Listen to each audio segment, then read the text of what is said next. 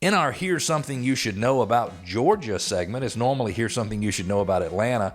March is Women's History Month.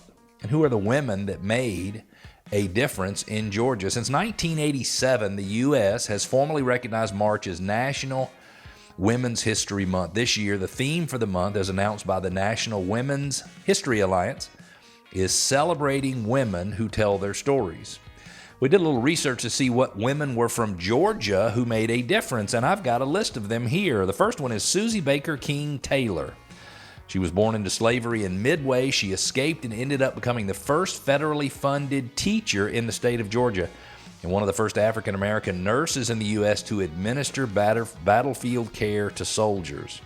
The next is Lucy Craft Laney, the founder and principal of the Haynes Institute in Augusta. She dedicated her life to educating African Americans. She was born in Macon. Next, we have Helen Douglas Mankin. She's a lawyer. She was a lawyer, legislator, and politician. Born in Atlanta, she was the first woman elected to Congress from the state of Georgia.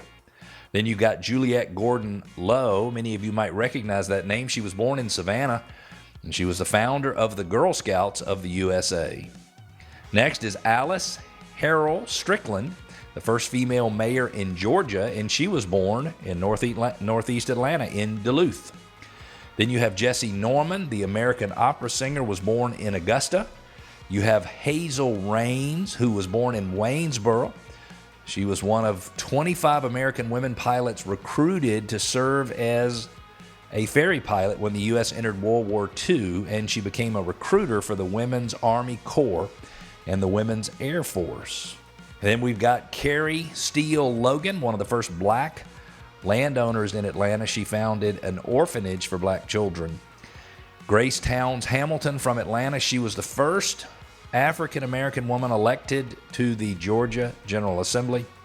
Then we have Wyomia, I hope I'm saying that correctly, Tyus, the American sprinter, held the world record for the 100-meter race from 1964 to 1965 and from 1968 to 1972. And she was the first person to win the Olympic gold medal twice. She was born in Griffin, just south of Atlanta. And Alice Walker is the last one on the list. She's from Eatonton. She wrote more than 30 works of poetry, novels, short story collections, and nonfiction. So we've got a lot of women from the state of Georgia who have made a big difference, and I am proud to recognize them